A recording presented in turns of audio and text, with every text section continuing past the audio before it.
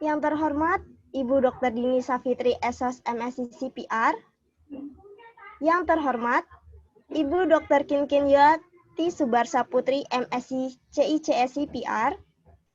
Yang terhormat para dosen ilmu komunikasi UNJ yang tidak dapat saya sebutkan satu persatu tanpa mengurangi rasa hormat saya. Yang terhormat Mas Jojo S. Nugroho, SOS CCM selaku pembicara pada hari ini, dan teman-teman semua yang saya banggakan.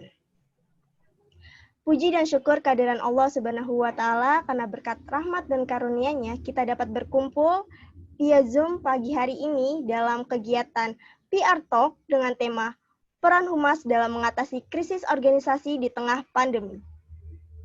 Sebelumnya, izinkan saya memperkenalkan diri terlebih dahulu. Perkenalkan, nama saya Kairunisa Rosdiani, selaku Master of Ceremony pada kegiatan hari ini. Sebelum kita memulai kegiatan PR Talk pada hari ini, alangkah baiknya kita berdoa. Berdoa menurut kepercayaan dan keyakinan masing-masing, berdoa dipersilahkan.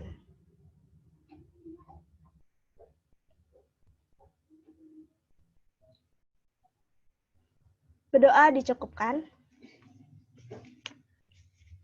Berikut saya akan membacakan agenda pada kegiatan pagi hari ini. Yang pertama ada pembukaan, sambutan, pemaparan materi dan sesi tanya jawab, serta penutup. Untuk kegiatan selanjutnya adalah sambutan. Sambutan yang pertama oleh koordinator pelaksana acara yaitu Salsabila Adiningrum. Kepada Salsa dipersilahkan. Terima kasih. Assalamualaikum warahmatullahi wabarakatuh. Yang terhormat Ibu Dr. Kinkin Yuliati Subarsa Putri, SOS MSI CICS CPR. Yang terhormat Dr. Dini Safitri, MSI CPR, dan semua teman-teman peserta dan panitia yang telah hadir yang saya banggakan. Pada masa pandemi seperti ini, sebuah fungsi public relations sangat dibutuhkan pada sebuah perusahaan atau organisasi untuk keberlangsungan roda kegiatan dari perusahaan atau organisasi tersebut. Dan banyak sekali pada masa pandemi ini krisis-krisis yang seringkali dihadapi oleh sebuah perusahaan atau organisasi tanpa yang harus segera diselesaikan oleh kegiatan public relation. PR Talk sendiri hadir sebagai kegiatan yang dibuat oleh Icon Reconciliation sebagai bentuk edukasi dalam menangani krisis pada organisasi di saat pandemi. Saya berharap acara ini dapat menjadi tempat untuk saling sharing, dan dengan acara ini kita semua dapat menambah pengetahuan yang baru mengenai dunia kehumasan, terutama dalam manajemen krisis. Terima kasih. Assalamualaikum warahmatullahi wabarakatuh. Terima kasih atas sambutan dari Salsabila. Selanjutnya adalah sambutan dari Koordinator Prodi Ilmu Komunikasi Universitas Negeri Jakarta.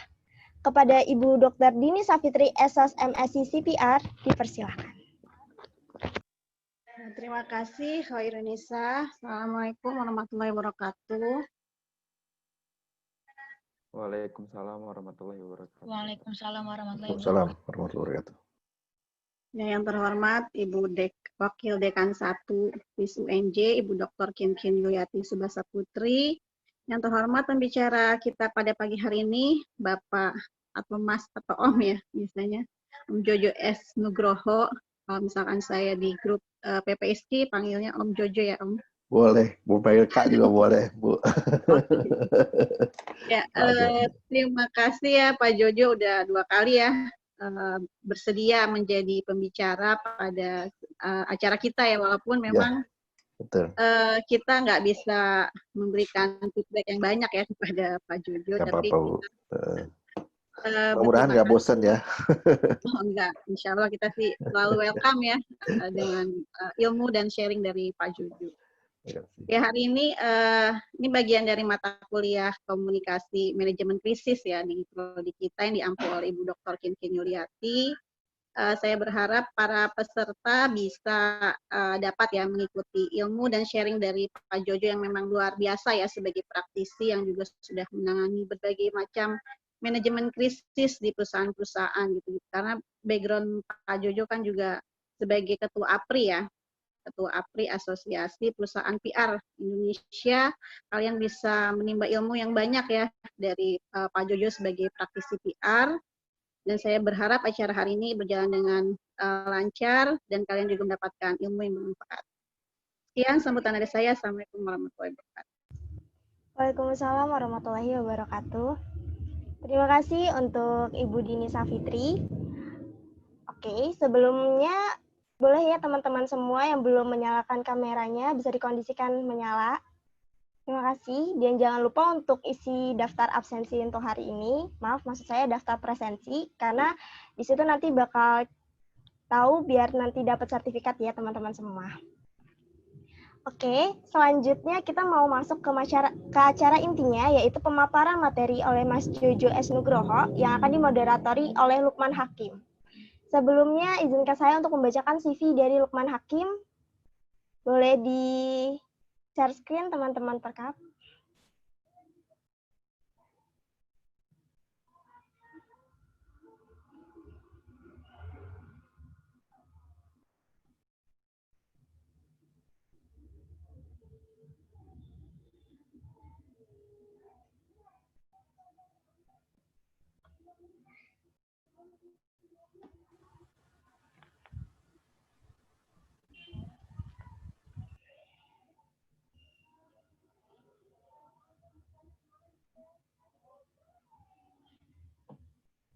Oke, jadi moderator pada hari ini itu adalah Lukman Hakim yang beralamat rumahnya di Jalan Kramat Jaya, Komplek Deperla, Blok E nomor 1, RT RW 8, RW 14, Kelurahan Tugu Utara, Kecamatan Koja, Jakarta Utara dengan kode pos 14260. Nah, Lukman Hakim ini adalah seorang yang menjabat Project Manager of IESEC in Universitas Negeri Jakarta. Pernah menjadi finalis mahasiswa berprestasi Fakultas Ilmu Sosial Universitas Negeri Jakarta, pernah menjadi finalis Pekan Ilmiah Mahasiswa Universitas Negeri Jakarta, dan Delegates of Chile for UNESCO in ASEAN World Model United Nations di Bali tahun 2019, dan menjadi second place in Pekan Ilmiah Mahasiswa Universitas Negeri Jakarta dengan kategori Gagasan Futuristik Konstruktif 2019. Lukman Hakim juga pernah menjadi Ketua Pengawas 2 Badan Legislatif Mahasiswa Prodi Ilmu Komunikasi Universitas Negeri Jakarta tahun 2019. Nah, ternyata banyak sekali ya pengalaman dari Lukman Hakim selaku moderator pada hari ini. Dan untuk moderator hari ini saya persilakan Lukman Hakim untuk mengambil alih. Terima kasih. Ya, baik. Terima kasih.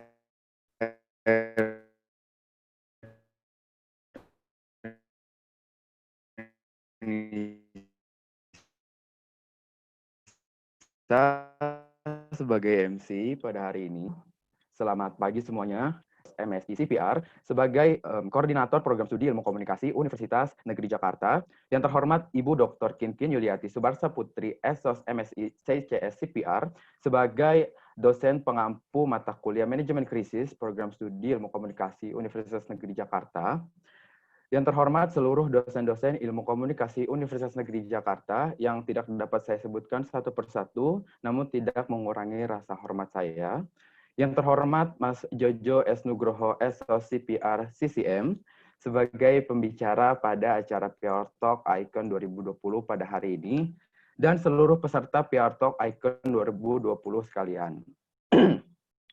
Ya, sebelum kita masuk ke acara inti pada pagi hari ini, izinkan saya sebagai moderator untuk membacakan CV profil dari pembicara kita. Untuk tim perkap bisa di-share screen.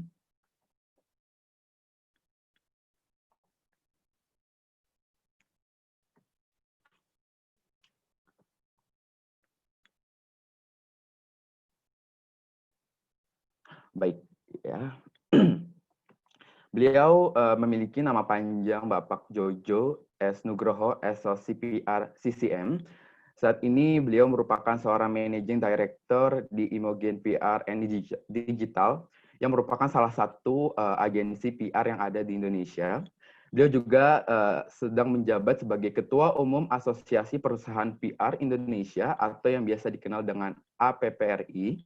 Beliau juga merupakan Indonesian Partner of PR Organization International atau PROI, sekaligus pengurus pusat di Ikatan Sarjana Komunikasi Indonesia pada wilayah DKI Jakarta.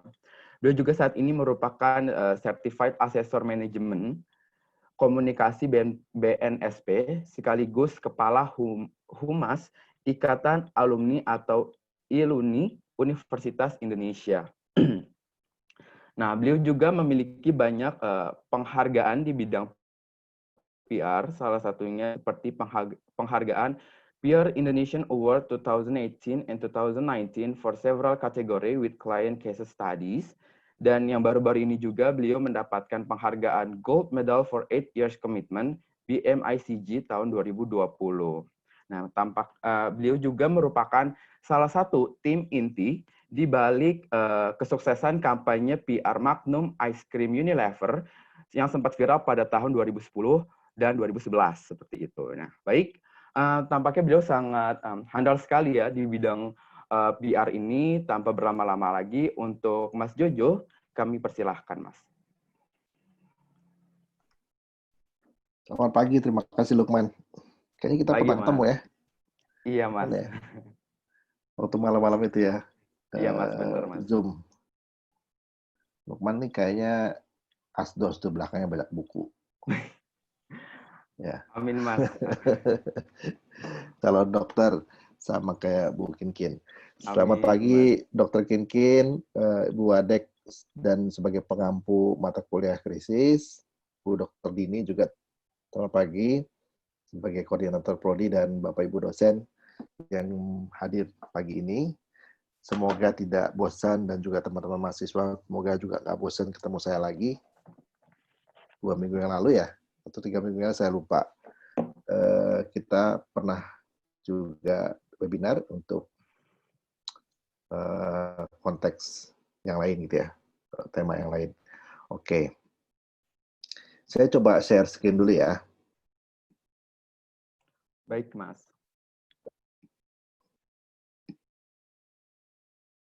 Oke, sebentar.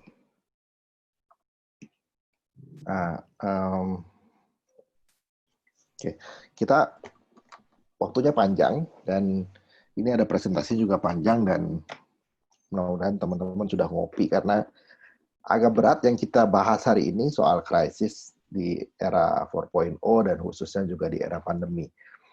Apalagi ada beberapa kasus krisis yang tengah terjadi di masyarakat. Nah, saya mau tanya ke Lukman dulu nih. Lukman, kasus krisis PR yang terjadi akhir-akhir ini apa?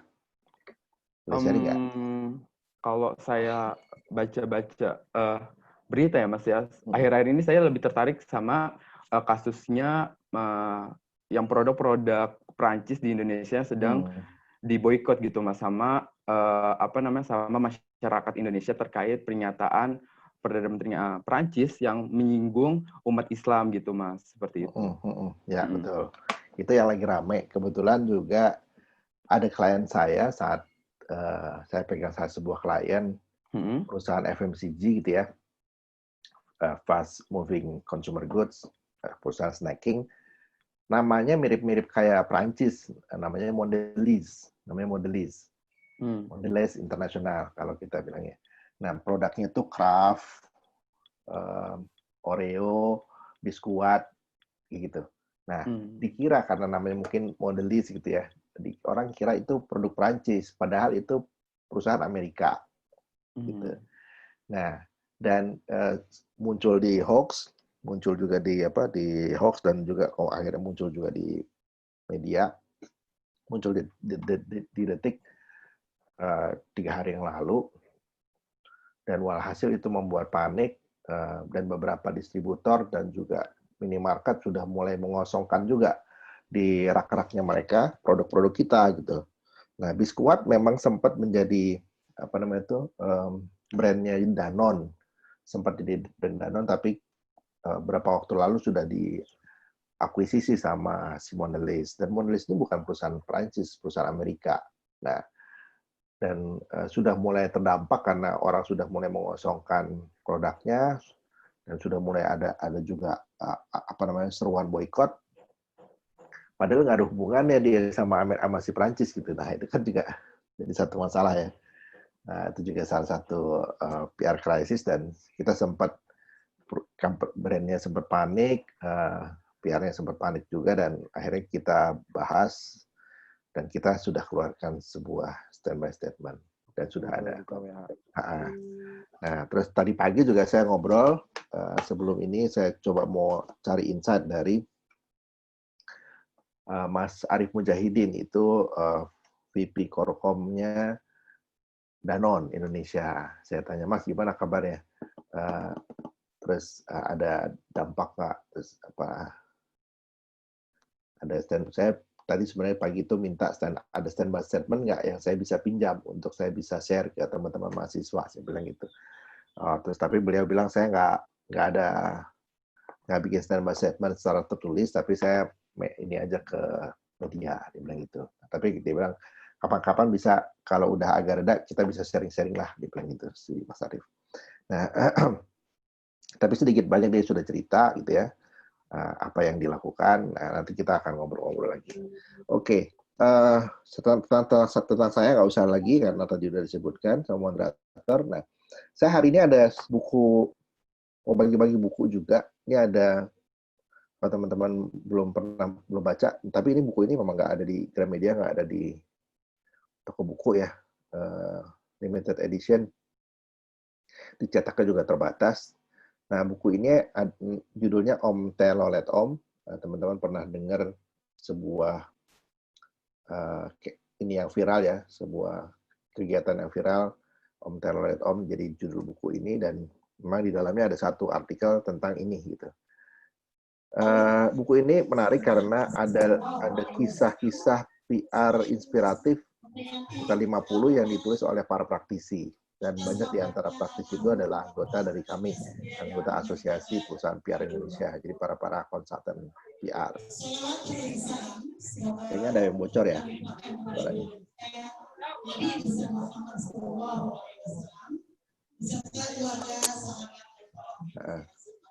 Nah, jadi buat teman-teman yang nanti aktif bertanya atau mungkin nanti kalau dari Lukman ada kuis, kita ada hadiah e-book ini untuk teman-teman yang nanti akan aktif bertanya.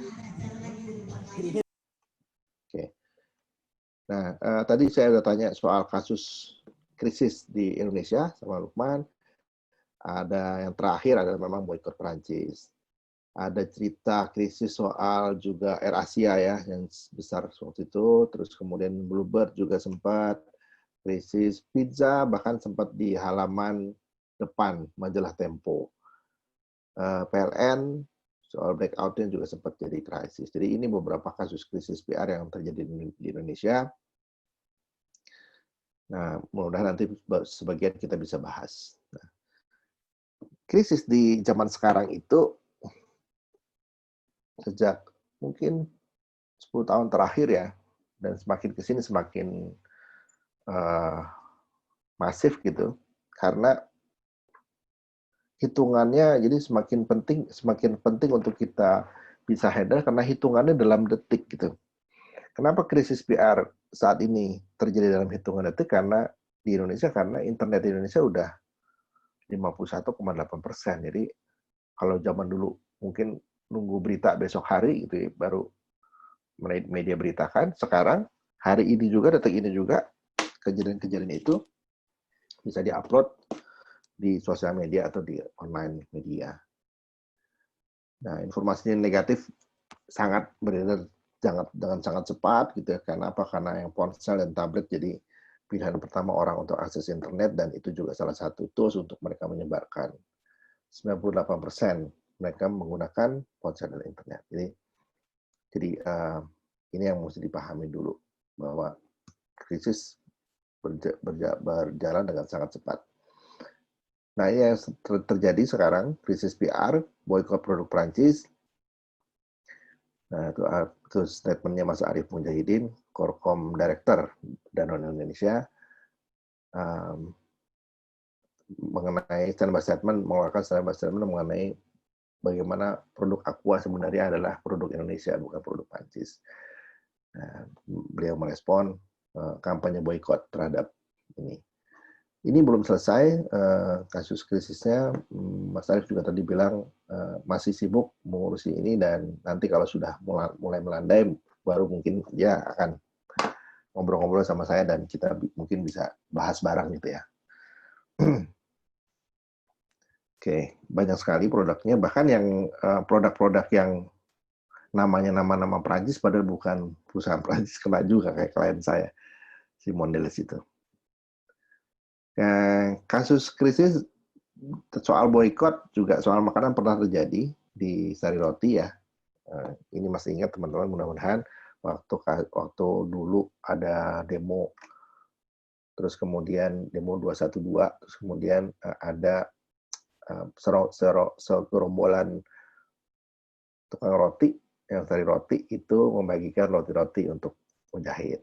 Nah, sebenarnya ini nggak jadi isu harusnya ya, karena memang bukan Sari Roti yang membagikan, tapi kebetulan ada orang yang memborong kemudian membagikan itu kepada para pendemo. Nah, sayangnya justru kemudian hal ini diklarifikasi oleh pihak Sari Roti. Mereka mengumumkan bahwa bukan mereka yang membagikan tersebut, dan pernyataan di dalam pengumuman itu, klarifikasi itu justru menimbulkan kemarahan. Gitu. Nah, sehingga kemudian boykot produk Sari Roti menggema di mana-mana, di sosial media dan juga di minimarket juga mulai dikosongkan, itu sama kayak sekarang posisinya Danone. Pada saat itu, pada saat kejadian Sari Roti itu, kompetitor sebenarnya nggak ambil posisi ya, hanya saja dari sisi PR ya, tapi hanya saja dari sisi sales mereka membanjiri minimarket dan juga toko-toko yang menjual roti gitu dengan produk mereka. Nah, nggak ada berusaha menunggangi atau riding the moment gitu. Nah, ini ada kasus lain di krisis juga pada saat untuk Traveloka pada saat kasusnya walkout Canisius. Itu juga sama, kasus boykot juga. Yuk kita boykot, kita uninstall gitu. Nah, kalau di Sari Roti tadi nggak ada yang coba riding the moment, pada saat di krisisnya Traveloka ini ada kompetitornya yang kemudian mencoba untuk riding moment. Nah, ada pertama ini memang tidak ditanggapi oleh sama Traveloka. Jadi kasus ini kemudian didiamkan saja sama Traveloka, dan kemudian kira-kira seminggu kemudian kompetitor mulai bermain. Nah, kompetitor bermain, mereka mengeluarkan sebuah flyer. Flyer ini tidak di-post di media atau tidak diiklankan, tapi disebar melalui sosial media. Nah, kita lihat judulnya itu kan, install atau uninstall itu pilihan, kalau piknik wajib hukumnya. Jadi mau piknik kemana? Langsung dituliskan hotline-nya kompetitor. Jadi coba ngambil posisi, coba ngambil momen dari krisis yang dihadapi oleh kompetitornya. Nah, mulai dari sini kemudian orang mulai melihat, mulai belajar, oh bisa ya kalau gitu ya, kita riding the moment kesulitan orang lain gitu, kesulitan kompetitor. Nah, di kasus berikutnya ada kasus soal Toyota Fortuner menabrak tiang listrik. Jadi waktu itu di beberapa grup mailing list dan juga di sosial media, beberapa komunitas mobil khususnya Fortuner mulai komplain gitu. Mereka mempertanyakan soal safety dari produk ini. Padahal ini mobil premium, mobil mahal ya, kok menabrak tiang listrik, tapi penumpangnya yang di bagian depan benjol sebesar bakpao gitu. Ini kepalanya. Berarti nggak safety dong ini mobil gitu. Pengendaranya bisa, penumpangnya bisa benjol segede bakpao, nabrak tiang listrik doang gitu. Padahal mobil ini mobil mahal gitu. Nah, muncullah suara-suara miring di sosial media, tapi itu juga tidak ditanggapi oleh Toyota. Tidak ditanggapi, dianggap sebagai ya udah angin lalu saja gitu. Akhirnya kemudian kompetitor mulai riding the moment lagi, sama kayak tadi di Traveloka. Mereka belajar dari situ, mereka lihat, oh, nanti kita bisa riding moment. Nah, di Fortuner ada, saya mulai dari belakangan dulu, ada Mitsubishi. Mitsubishi itu punya Pajero ya, kompetitornya Fortuner. Mereka keluarin sebuah flyer, mereka bilang, kami punya teknologi FCM, radar gitu ya, di mana dalam jarak 100 meter, 200 meter sebelum tiang listrik, dia radar itu menyalakan sinyal, dan sinyal itu akan otomatis memberhentikan mobil. Gitu. Nah, jadi tiang listriknya digambarin tuh malah sama mereka. Dan sonar-sonarnya digambarin, tiang listriknya digambarin. Jadi benar-benar coba untuk riding the moment gitu. Nah, ini disebarkan juga di sosial media, di Instagram, di WhatsApp group gitu. Kemudian yang kompetitor kedua adalah Nissan. Nissan itu juga punya X-Trail, juga sama, kurang lebihnya kualifikasi speknya sama dengan Fortuner. Nah, si X-Trail bilang, kami juga dong punya namanya teknologi Active Trace Control. Jadi dalam kecepatan 100 km per jam, berbelok 90 derajat, kami tidak akan nabrak tiang listrik. Gitu. Si trace control ini tidak akan membuat dia keluar jalur. Gitu. Itu di foto yang di bulat-bulat itu X-Trail-nya. Nah, ada satu mobil yang nabrak tiang listrik. Nah, itu Fortuner kira-kira gitu. Nah, digambarin gitu, kurang ajar ya. Benar-benar kompetisinya udah kelihatan banget gitu, coba untuk ngambil momen. Bahkan kemudian ada merek lain yang nggak punya spek yang serupa, nggak punya premium car. Suzuki itu kan nggak punya premium car. Tetap juga dia coba ngambil momen, riding moment. Dia bilang kami punya teknologi hardtech, namanya hardtech itu adalah teknologi untuk meredam benturan gitu, dari depan. Nah, jadi kalau nabrak tiang listrik, pengendara tidak akan benjol sebesar bapau. Itu yang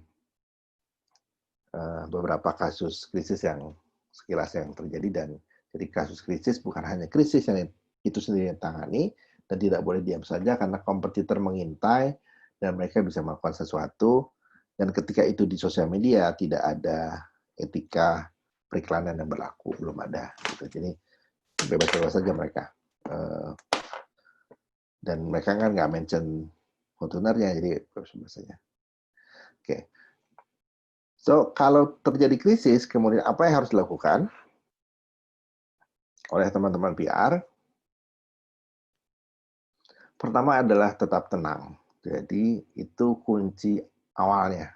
Jadi, nggak boleh panik, nggak boleh emosi. Gitu. Nah, itu terjadi di klien saya, gitu yang tadi saya sampaikan. Klien saya emosi. Kenapa? Karena ya dia bukan perusahaan Perancis, dia perusahaan Amerika, tapi kenapa diikut-ikutin? Kenapa orang boikot? Kenapa media nulis bahwa kita perusahaan Perancis gitu? Nah, itu dia emosi, emosi sampai istilahnya kalau bahasa kita ngedamprat lah gitu ya, ngedamprat si media itu nulis surat dan bilang bahwa apa yang mereka tulis itu sudah berdampak merugikan kita karena produk-produk kita jadi ditarik dari pasaran oleh distributor. Nah, itu karena emosi tuh. Karena panik, karena emosi, karena udah terdampak kepada sales kan. Nah, untungnya ya kita tetap tenang sebagai konsultan, kita bilang, Mbak, kalau begitu, kalau itu yang dilakukan untuk standby statement-nya, maka media akan menulis seperti ini gitu. Media akan menulis bahwa perusahaan kita gitu terdampak mengalami rugi besar karena boikot produk Prancis. Nah, itu akan jadi satu berita, satu angle yang menarik. Padahal tidak menyelesaikan masalah yang tadi, tapi menimbulkan satu isu baru karena itu adalah statement kita bahwa kita mengalami kerugian gitu. Nah, akhirnya setelah dijelaskan, saya langsung bilang ke PR-nya untuk melibatkan tim legal, melibatkan tim brand juga untuk membahas ini, dan akhirnya kita sudah mengeluarkan standby statement yang lebih netral. Oke. Pertama adalah yang step-stepnya ketika terjadi krisis gitu ya. Yang paling harus dilakukan, pertama dilakukan adalah selain tenang tadi adalah cek dulu nih. Ini sebenarnya hoax atau fakta hari ini ya. Orang nggak dengan gampang bikin hoax gitu. Terus disebar-sebar di sosial media. Jadi cek dulu faktanya, ini hoax atau bukan. Nah, sembari kemudian kita bentuk tetap harus bikin crisis response team. Nah, biasanya kalau ini sudah ada SOP-nya, harusnya ini tim ini sudah ada dan standby setiap saat. Harus di on, si crisisnya harus diberikan alert, harus on. Terus kemudian mereka akan membantu mencari faktanya. Setelah punya fakta dan gambarannya jelas, mapping stakeholder ini biasanya juga sudah dilakukan harusnya oleh klien, oleh si company gitu ya. Mereka sudah punya mapping stakeholder, tapi bisa diupdate lagi pada saat krisis terjadi, ada stakeholder baru nggak yang terdampak gitu. Dan bagaimana kemudian kita menjangkau mereka untuk memberikan respon. Dan segera juga pada saat itu menunjuk juru bicara atau spokesperson yang akan menjelaskan informasi yang dibutuhkan oleh publik, oleh media, gitu ya, dan mencegah juga kebocoran informasi dari sumber-sumber lain, sumber-sumber internal yang tidak bertanggung jawab. Jadi juru bicara ini penting. Pada saat juru bicara ditunjuk, tidak ada pihak lain dari internal yang berhak bicara atas isu tersebut, atas informasi tersebut. Nah, bahkan juga tidak boleh membicarakannya, menguploadnya di sosial media. Jadi tidak membicarakan apapun mengenai hal ini di sosial media. Dan kemudian menyusun strategi komunikasi tentunya untuk menyelamatkan reputasi perusahaan lewat berbagai saluran komunikasi yang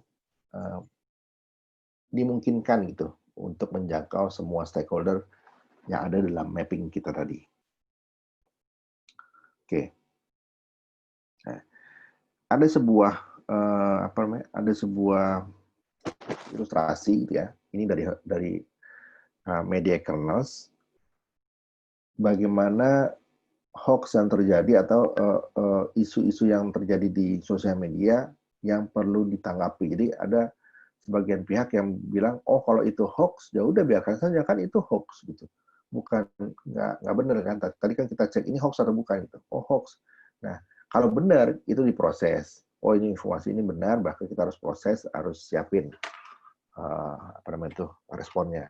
Nah, tapi hoax juga nggak bisa didiamkan. Hoax itu juga, oh hoax, udah kita diemin aja nih, berita bohong kok. Nah, hoax, karena hoax itu, kalau didiamkan, dia akan menjadi kebenaran. Hoax yang didiamkan akan menjadi sebuah kebenaran. Nah, ini adalah ilustrasi di mana di Twitter Sphere, di mana di titik ungu itu adalah orang-orang yang menyebar berita hoax. Dan titik kuning adalah yang sebelah kiri, hoaxbuster itu adalah orang-orang yang mengcounter. Nah, di sebelah kanan, di klaster kanan, itu tidak ada titik kuningnya. Jadi, nggak ada orang yang merespon, nggak ada nggak ada yang merespon terhadap melakukan counter narasi terhadap hoax tersebut. Akhirnya, virus itu makin melebar. Virus hoaxnya makin melebar, makin luas. Gitu. Sementara sebelah kiri, ketika di counter, ada counter narasi, walaupun hanya cuma 2 counter, tapi hoax-nya sedikit lebih disebar, jadi nggak terlalu banyak gitu ya. Nah, jadi kalau hoax yang terjadi di dunia media sosial, di dunia online, di digital, itu tetap harus direspon. Jadi kalau dia nggak benar ya kasih tahu bahwa ini tidak benar gitu. Kalau didiamkan aja dia akan menjadi sebuah kebenaran dan akan terus di-retweet, akan terus disebar-sebar oleh orang lain. Oke, yang harus dilakukan tadi pemetaan terhadap pihak-pihak yang berpengaruh terhadap isu tersebut. Terus saluran komunikasinya juga mesti diidentifikasi karena dari stakeholder tadi, pemetaan tadi kan kita tahu oh untuk menjangkau mereka kita butuh saluran komunikasinya ini. lewat sosial media, lewat media massa, lewat TV, atau lewat justru informal leader dan lain-lain. Menunjukkan usaha untuk menyelesaikan masalah. Jadi ada itikat baik yang dari kita, terlihat itikat baik dari kita untuk menyelesaikan masalah tersebut. Ingat berempati, karena empati itu jadi sangat penting karena bisa jadi dampaknya mungkin nggak terlalu besar, kerugiannya nggak besar, tapi bagaimanapun dampak ini merugikan orang lain sekecil apapun bisa jadi gitu ya. Jadi berempati itu jadi satu hal yang penting dan paling awal dilakukan ketika kita menghadapi krisis. Gitu. Karena apalagi kalau ada korban atau ada orang yang terdampak terhadap kasus ini. Yang tidak boleh dilakukan adalah merespon terlalu lambat. Nah, karena tadi saya di awal kan beredarnya cepat, menyebarnya cepat karena di era online semuanya bergerak dengan sangat cepat. Jadi responnya nggak boleh lambat, harus cepat. Jangan lakukan, jadi tidak melibatkan karyawan. Jadi, ini adalah masalah manajemen, udah manajemen aja yang tahu, udah ditunjuk 10%, terus karyawan dibiarin aja. Udah biarin aja karyawan, nggak perlu tahu lah gini-ginian gitu. Nah, itu salah. Jadi itu yang tidak boleh dilakukan. Kenapa? Karena buat orang luar, karyawan juga adalah brand ambasadornya, adalah PR-nya juga kan gitu. Buat mereka nggak penting dia siapa gitu. Justru kadang-kadang publik merasa dia yang penting dia orang Danon. Walaupun sebenarnya dia cuman kurir misalnya gitu. Tapi di bajunya ada tulisan Danon gitu. Orang yang penting dia adalah representasi dari orang Danon. Jadi orang bisa nanya-nanya ke mereka nih, gimana di kantor gini-gini, dan mungkin bisa jadi karena pengetahuan terbatas atau mungkin juga karena orangnya sotoy gitu ya. Terus kemudian dia ngomong lah bla bla bla bla bla tentang perusahaannya. Akhirnya tadi keluar lagi informasi yang salah. Gitu. Makin meruncingkan situasi. Jadi harus melibatkan karyawan. Dalam hal ini mereka juga harus sebagai garis depan dari informasi yang harus kita sampaikan kepada publik. Kalau misalnya artinya mereka bisa mengkonfirmasi bahwa informasi itu tidak benar, gitu ya. Tapi mereka tidak boleh memberikan statement. Jadi statement diarahkan kepada juru bicara. Gitu. Ini terjadi di sebuah kasus sebuah perusahaan minyak di Indonesia. Jadi ada sebuah rig itu tempat ambil minyak gitu ya, di tengah laut, itu terbakar di tengah laut. Siapa yang tahu? Nggak ada yang tahu ya di tengah laut. Jadi sebenarnya pada saat itu kejadian ya nggak di sosial media juga nggak ada yang tahu, media juga nggak ada yang tahu gitu. Nah, terus belum ada respon dari perusahaan untuk melakukan SOP-nya harus seperti apa sehingga mereka membiarkan saja dan tidak melibatkan karyawan. Walhasil ada satu karyawan mereka kemudian memfoto rig yang terbakar itu dan kemudian menguploadnya di sosial media. Dan karena uploadan itu justru kemudian publik tahu, stakeholder-nya tahu, media tahu. Nah, jadi api yang tadinya sebenarnya kecil akhirnya jadi besar sekali karena gara-gara sebuah cuitan salah seorang karyawan yang tidak bertanggung jawab. Jadi karyawan juga harus dilibatkan. Cuek atau tidak berempati pada korban itu juga tidak boleh. Kita harus punya empati terhadap para korban, karena kalau tidak empati maka pihak keluarga atau pihak korban bisa akan sangat marah gitu ya terhadap perusahaan.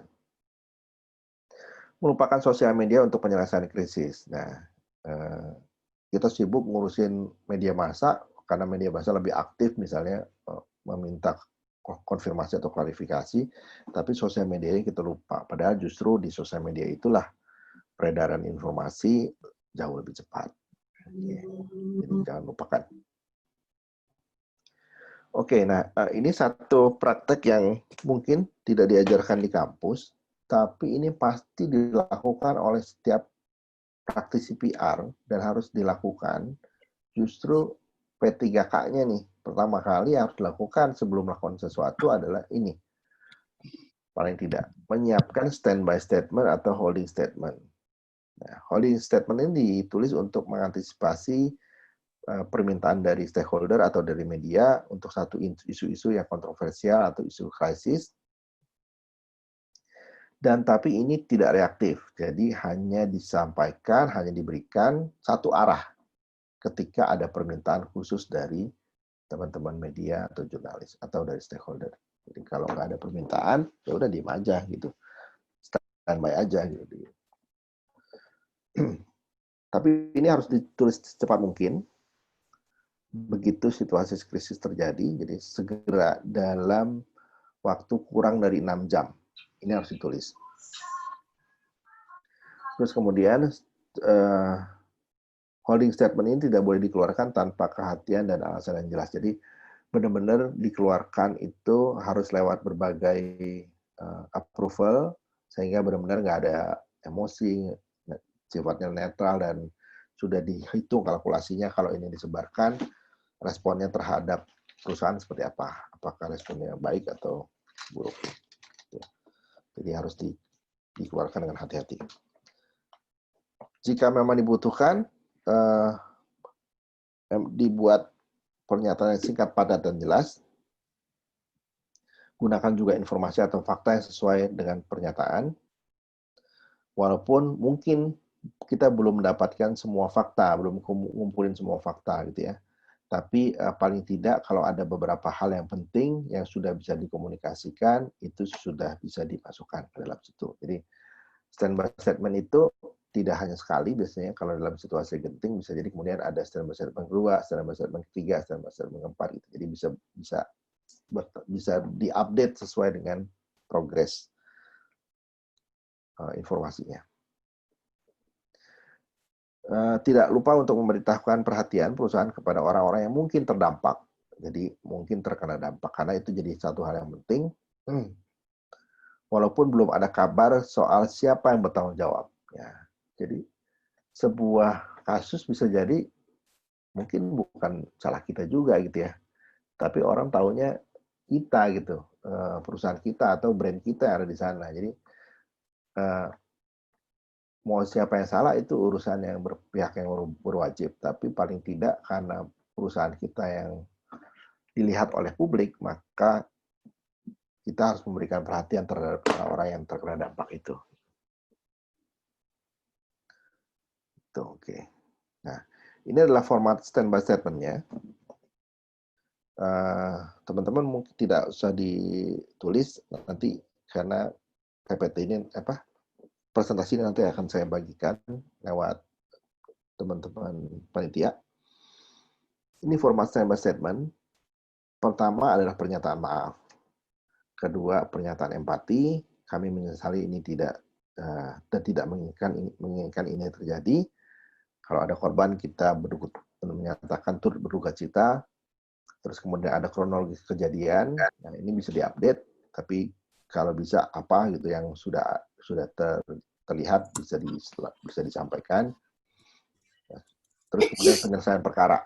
Terakhir, bahwa kalaupun belum terlihat siapa yang bertanggung jawab, tapi kita coba menyampaikan bahwa kita sudah menyelesaikan masalah ini kepada pihak-pihak yang berwajib, yang berhak untuk menentukan.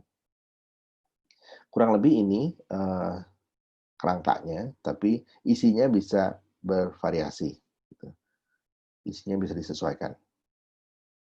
Maaf, empati, kronologi, sama penyelesaian perkara. Oke, saya langsung aja cerita mengenai kasus ya, kasus krisis. Tapi ini memang bukan klien kami, tapi saya coba mempelajari dari apa yang terjadi di kasus Pizza Hut. Lukman tahu nggak kasus ini, Man? Atau ada yang tahu nggak? Jujur Mas, kalau kasus ini saya baru tahu sih Mas, tadi sempat baca-baca juga sebelumnya. Ini kalau yang Pizza Hut mungkin yang pernah saya bacanya terkait akhir-akhir ini yang penurunan itu sih Mas, lebih ke penurunan pendapatan akibat COVID sendiri itu Mas. Oh gitu. Oke, kalau penurunan pendapatan semua turun ya. Iya, tapi ini krisis ini terjadi luar biasa sampai bayangkan sampai dimuat jadi cover depan halaman Tempo. Nah, majalah Tempo. Itu luar biasa kan? Sampai judulnya ada apa dengan pizza. Luar biasa itu. Kalau nggak kebakaran, tahu apa namanya ini. Jadi kasusnya adalah mereka ditemukan bahwa Pizza Hut ini menggunakan tepung yang sudah kadaluarsa. Gitu ya. Tepungnya sudah kadaluarsa dan bahkan ada fotonya gitu ya. Bahkan ada dibuktikan ada fotonya dan itu tersebar dan akhirnya kemudian dimuat di majalah Tempo. Nah, mereka disengaja bahkan gitu ya, mereka disinyalir dan berdasarkan investigasi Tempo tersebut. Kalau Tempo kan bikin berita nggak cuma hard news ya, tapi investigasi. Maka Tempo menemukan bahwa mereka sengaja, si Pizza Hut ini sengaja kadaluarsa diperpanjang. Ini udah kadaluarsa diperpanjang, coba. Sehingga ini membahayakan kesehatan dari konsumen, dari kita yang makan. Tapi enak-enak aja Pizza Hut, meskipun kadaluarsa. Nah, gimana penanganan krisis ini?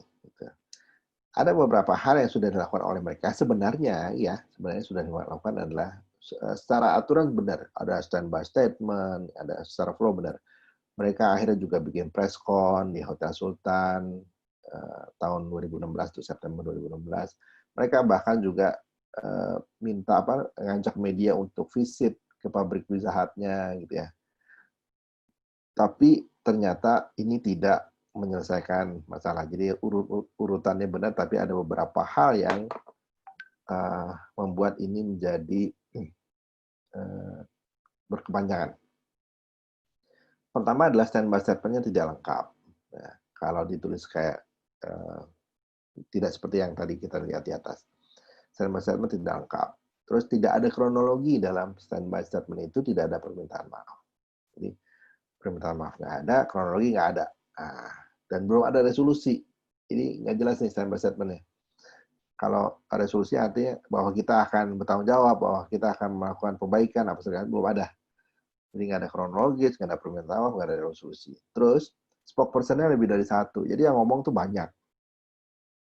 Mending kalau yang ngomong banyak, terus kemudian sama pernyataannya, beda-beda. Jadi di root-nya ngomong apa, direktur operasional ngomong apa. Di root-nya ngomong enggak, kita nggak menggunakan tepung yang kadaluarsa kok. Tapi si direktur operasional membenarkan bahwa mereka memang menggunakan itu gitu, bahwa mereka memang membuat pizza dengan bahan yang kadaluarsa dan mereka memperpanjang juga kan. Akhirnya ini kan bertolak belakang gitu. Juru bicara yang ngomong apa, tapi direktur malahan bukan staf loh, direktur operasional ngomong bahwa mereka memang melakukan hal tersebut. Jadi ini yang akhirnya menjadi berkepanjangan. Oke, itu kasus dari Pizza Hut. Jadi bukan cuma flow-nya yang benar, bukan cuma tools-nya yang dipakai, tapi juga tadi mesti standby statement juga mesti paham, SOP-nya mesti jelas juga. Oke. Nah, ada lagi kasus Garuda, pilot rasis. Ini tahun 2017. Ini ada, saya sempat capture 63.000 view, tapi mungkin sekarang lebih banyak kali ya. Jadi pilot Garuda ini menghina maskapai lain dan bersikap rasis. 20 November itu, jadi kejadiannya kalau nggak salah 19 November, nah besoknya itu sudah muncul di beberapa media besar gitu, media besar di online. Dan kemudian segera juga hari berikutnya tanggal 20 hari itu juga begitu muncul di media massa, hari itu juga Garuda memberikan statement meminta maaf jika pilotnya berkata rasis. Ini beberapa coverage-nya. Nah, intinya ini ceritanya. Jadi video ini berdurasi 2 menit 18 detik, bisa di-searching oleh teman-teman nanti. Judulnya adalah apa namanya? Jadi ceritanya adalah si pilot ini. Jadi ada pesawat Garuda turun di sebuah airport baru di Sumatera. Dan kemudian mengecek, si petugas pengecekan, petugas custom itu mengeceknya nggak di bawah, tapi di atas pesawat. Nah, ngecek barang-barang konsumen, barang-barang penumpang tuh di atas pesawat. Nah, dan pilotnya akhirnya marah, kok kalian ngecek di atas pesawat? Temen gue anak UNJ. Nah, UNJ. Bukan ya, dia kasih statementnya. Jadi mereka keberatan, bukan kalian nggak boleh ke pesawat, boleh, tapi ini pesawat negara, kata si pilot. Kalau mau kamu kerjain itu tuh Cina-Cina itu, dia sebut namanya. Cina-Cina itu tuh Sriwijaya Air, dia sebut nama brandnya. Nah, terus petugas custom ini bea cukai bilang bahwa Pak Muhammad komandan, kita cuma jalanin tugas dan ini prosedur karena airport ini airport baru gitu. Nah, tapi dia nggak terima, si pilot itu nggak terima, dia marah lagi, terus dia bilang 30 tahun saya sudah terbangkan pesawat, tidak pernah hal-hal seperti ini dilakukan di atas pesawat, kata si pilot. Nah, terus direkam oleh seseorang dan disebarkan. Oke, nah hari itu juga 19 November di-upload, 20 sudah muncul di media massa. Hari itu juga 20 November pihak Garuda mengeluarkan standby statement. Nah, ini adalah standby statement-nya, intinya minta maaf, intinya di awal, kemudian menyatakan empati, mereka menyesalkan sikap dan pernyataan pilot tersebut, dan pilot itu bertentangan dengan nilai perusahaan. Kemudian kronologis kejadian disampaikan di situ bahwa kami segera melakukan investigasi dan memberikan sanksi kepada pilot itu sebelum video itu viral. Dan terakhir adalah penyelesaian perkara bahwa Garuda sudah koordinasi dengan bea cukai, berkoordinasi juga dan minta maaf dengan maskapai yang disebut oleh pilot tersebut. Dan terakhir langsung di closing bahwa masalah ini sudah selesai. Itu yang disampaikan oleh Garuda. Nah, kurang lebih formatnya sama ya, kurang lebih ya. Ada maaf, ada empati, ada kronologis, ada penyelesaian perkara atau closing statement. Ya. Ini di luar negeri, satu lagi kasus adalah Tesco Horsemith Crisis tahun 2013. Jadi di UK, di Eropa, FDA, the Food Safety Authority of Ireland, FSAI, menemukan bahwa salah satu perusahaan retail itu menjual produk yang mengandung daging kuda, gitu.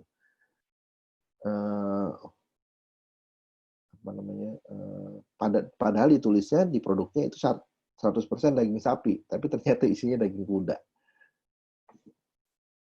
Nah, pada saat pengujian, gitu ya, ternyata memang benar ditemukan 37% itu mengandung daging kuda. Dan termasuk di dalamnya adalah produk-produk daging sapi Tesco. Nah, setelah itu kemudian muncul di berita dan media sosial mengenai hal tersebut, terutama orang-orang yang penyayang kuda atau penyayang binatang juga protes. Dan Tesco memberikan pernyataan maaf standby statement itu melalui koran, radio, email, dan website pribadinya. Nah, intinya adalah ini. Sebelah kanan ini ada pernyataan di dalam bahasa Inggris, saya terjemahkan ke dalam bahasa Indonesia. Intinya judulnya adalah We Apologize. Kami minta maaf. Nah, judulnya ini di paragraf pertama dia cerita bahwa bahwa kejadiannya adalah ini, isunya adalah ini, bahwa mereka FSAI mengumumkan salah satu supplier kami produk kami mengandung daging kuda. Terus meskipun FSAI menyatakan produk ini tidak membahayakan publik, tapi pasti pelanggan tidak akan menerima hal ini. disebutkan produknya apa saja, terus disampaikan juga kronologisnya bahwa kami sudah mengembalikan semuanya ke produk itu dari supplier, dari semua gerai Tesco, sudah menariknya, dan jika Anda memiliki produk ini di rumah, Anda bisa mengembalikannya ke gerai Tesco terdekat dan mendapatkan pengembalian dana penuh. Dan cukup bawa produk saja kita ganti. Terus dia minta maaf, kami dan supplier kami minta maaf telah mengecewakan Anda. Bla bla bla. Terus kemudian kami berjanji terakhir closing, kami berjanji untuk mencari tahu apa yang sebenarnya terjadi dan menginformasikannya kepada Anda ketika kami menemukannya. Kami akan bekerja jauh lebih keras dengan supplier kami dan memastikan hal ini tidak akan terjadi lagi. Nah, ini adalah standby statement yang dibuat oleh Tesco. Oke. Ini, ini yang tadi nih harusnya. Sorry, ini yang Garuda ya. Tadi Garuda intinya adalah pembenaran terhadap kejadian, kronologis kejadiannya, penyesalan sikap dan pernyataan pilot tersebut bertentangan dengan nilai perusahaan, menyampaikan nilai perusahaan Garuda yang baik dan menghargai institusi yang ada, kemudian pihaknya juga sudah investigasi, memberikan sanksi juga kepada pilot, sudah koordinasi dengan bea cukai, sudah minta maaf juga dengan maskapai yang disebut, dan menyatakan masalah selesai. Nah, ini yang tadi Garuda. Slide-nya ke geser. Oke. Ini ada yang menarik lagi tentang KFC. Lukman tahu ya KFC ya? Cukup tahu, Mas. Nah, Iya. KFC ini perusahaan Amerika ya, bukan Prancis ya. Iya, Mas. Tapi ini terjadinya di Eropa. Kasusnya terjadi di Eropa, bukan di Amerika. Jadi perusahaan ini saya langsung videonya aja deh ya. Biar nggak usah jelasin.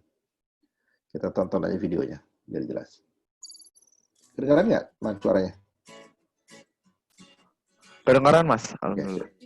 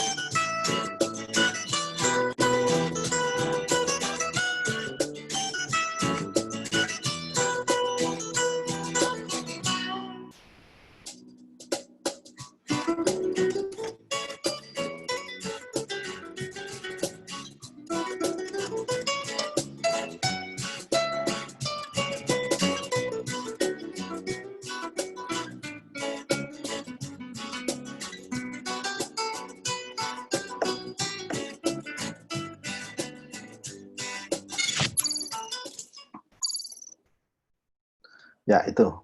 Jadi, sebuah restoran ayam tanpa ayam. Nah, ini adalah iklannya di media massa terkemuka di Inggris. Dia kasih visual KFC diganti FCK. Nggak usah dijelasin ya, FCK artinya apa, udah tahu semua. Kalau di sini, kalau si orang Surabaya bilang jancu, gitu. Nah, itu. Kalau sana FCK, gitu. Ada bucketnya kosong, terus ada serpihan-serpihan ayam, terus ada standby statement. Jadi standby statement dalam bentuk visual, ditulisnya, ditambahin visualnya, dan dimasukin dalam satu halaman iklan. Dan ini dibahas ramai sekali di banyak PR di seluruh dunia, dan juga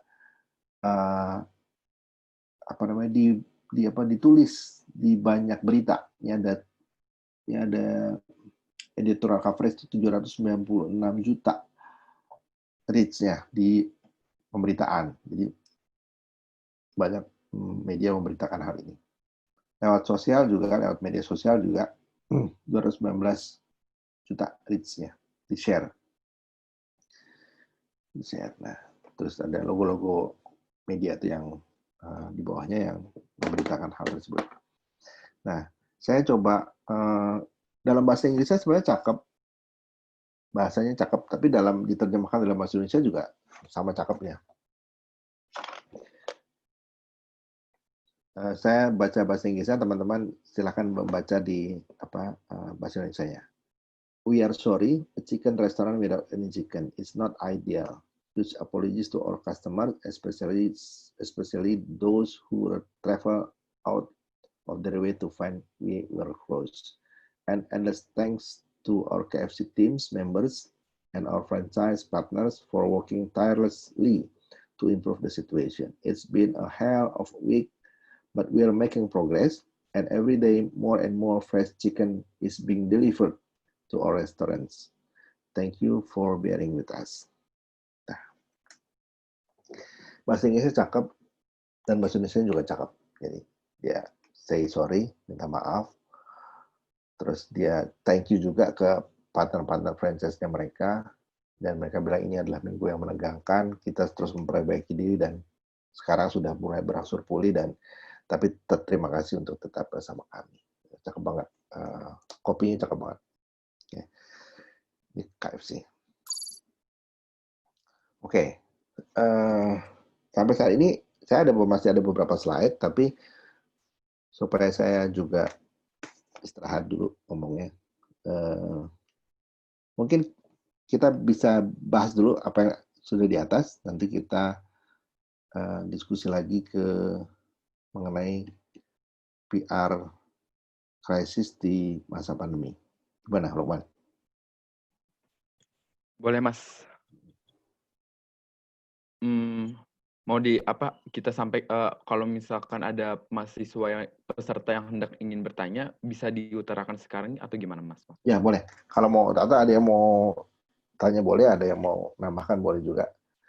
Oke. Saya masih punya 10 slide lagi ke belakang. Nah, kalau nggak ada yang tanya, kita maju ke slide berikut. Tapi kalau ada yang tanya, kita bagi sekarang pertanyaannya. Oke, baik. Untuk peserta, apabila ada pertanyaan, bisa di kolom chat, dituliskan nama sama asal instansinya, nanti saya akan sebutkan dan meminta kalian untuk di-unmute. Jadi langsung diutarakan saja ke Mas. Langsung aja di open mic ya. Iya. Nah, yang bertanya nanti akan dapat hadiah e-book Om Tenolet. Wah, itu tadi bagus banget, Mas. Bukunya menarik banget, Mas. Ada 50 kisah PR ya, Mas. Iya. Dan itu praktisi semua yang nulis dan update, dan karena banyak di dalamnya banyak cerita tentang case, sehingga memang itu tidak dikomersilkan. Kalau dikomersilkan kita mesti izin dulu jadi ini memang untuk kalangan terbatas lah istilahnya itu, untuk kalangan terbatas. Kita mesti izin dulu ke para brandnya. Berarti limited edition ya, Mas, bukunya ya, Mas. Limited edition. Khusus buat teman-teman. Ya, gimana nih peserta? Ada yang ingin bertanya? Atau masih pengen dengerin lagi nih? Karena masih fokus, Mas, kayaknya. Iya nih. Itu ada tuh Wildan tuh. Oke, silakan Wildan. Assalamualaikum warahmatullahi wabarakatuh. Selamat pagi Pak Jojo. Pagi Wildan. Selamat pagi Pak Jojo. Saya ingin bertanya, seperti contoh kasus dari KFC tadi, contoh kasus dari Pizza Hut tadi mengenai penggunaan tepung kadaluarsa. Nah, di situ saya melihat ada permintaan maaf dari Pizza Hut tersebut. Tapi kasus yang saya ingin tanyakan bukan itu. Mengenai misalnya ada perusahaan X, dia dapat tuduhan dari pihak lain bahwa perusahaannya gini, pokoknya hal negatif lah. Nah, kemudian beberapa hari kemudian perusahaan itu mengadakan conference dengan press yang ada, dan dalam conference itu dia menyatakan permintaan maaf. Nah, permintaan maaf ini apakah mengindikasi bahwa yang dituduhkan itu kepada perusahaan itu adalah benar? Apakah ini Aduh, bentar. Gimana jelasinnya? Ya, tahu tuh. Got the point. Ya. Jadi permintaan maaf ini apakah bisa blunder ke perusahaan sendiri gitu, bisa bumerang ke perusahaan sendiri gitu. Padahal faktanya kan perusahaan ini nggak salah gitu, fakta yang dituduhkan itu nggak benar gitu, Pak Jojo. Terima kasih. Ya, oke. Assalamualaikum. Waalaikumsalam. Keren juga tuh Kak pesawatnya. Oh, lagi di pesawat ya. Oke, kita langsung jawab aja ya. Boleh, Mas. Ya, ada satu pertanyaan lagi nih. Ada satu penanya lagi kayaknya nih. Silakan Mas untuk dijawab dulu ya. Oke. Boleh, Mas. Perusahaan X dapat tuduhan dari Y. Nah, terus kemudian minta maaf. Apakah itu benar atau salah? Apakah tidak jadi blunder? Kemudian mereka membuat press conference ya, bukan press release ya. Press conference ya. Ini antara B2B sebenarnya ya. Antara kasus satu perusahaan dengan perusahaan lain. Eva. Pertama gini, ini yang kita sebut sebenarnya kalau di bahasa PR itu litigasi PR. Jadi kasusnya karena mungkin apalagi kalau kasusnya sudah ke pengadilan atau ke ranah hukum, biasanya ini kita namakan litigasi PR. Nah, pertama seharusnya gini, saya komen mengenai press conference dulu ya. Iya. Setiap ada isu krisis gitu ya, itu tidak harus diselesaikan dengan press conference. Apalagi kalau ini tidak melibatkan publik ya. Artinya misalnya kalau ini baru melibatkan stakeholder saja, ya udah selesaikan aja dengan stakeholder. Tidak usah ke publik gitu. Karena apa? Atau stand by statement tadi, pernyataannya stand by statement dan itu disebarkan ke stakeholder yang terkait. Jadi selama dia tidak melibatkan publik atau media, ya selesaikan saja di situ. Kalau dia cuma ada di sosial media misalnya, ya selesaikan di sosial media gitu. Jangan dibikin press con. Nah, jadi press con itu bukan satu tools yang pasti harus dilakukan ketika krisis terjadi. Kalau dia sudah melebar, istilahnya kebakarannya sudah luas sekali dan di publik dan itu sudah cukup meresahkan masyarakat, merugikan juga banyak pihak. Nah, kita butuh klarifikasi lewat press con. Nah, tapi jika tidak, gitu ya, jika sebenarnya apinya itu kecil aja, ya nggak usah di press con. Kalau apinya kecil, kemudian kita bikin press con sama kayak kita nyiram api pakai bensin, malah apinya tadinya kecil jadi gede gitu. Jadi semua orang jadi tahu.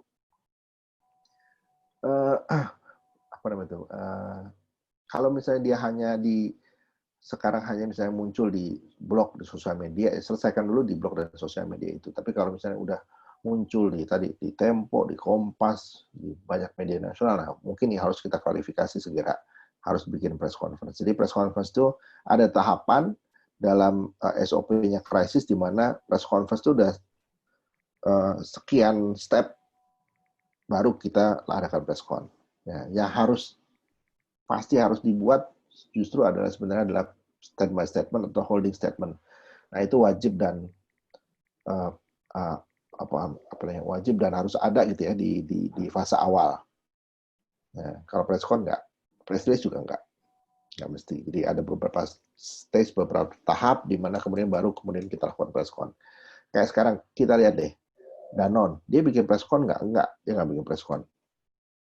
Walaupun begitu masifnya informasi soal boykot, dan Danone itu udah paling besar, nggak ada lagi selain Danone yang paling besar yang dihujat oleh masyarakat bahwa ini perusahaan Prancis yang harus kita boykot gitu.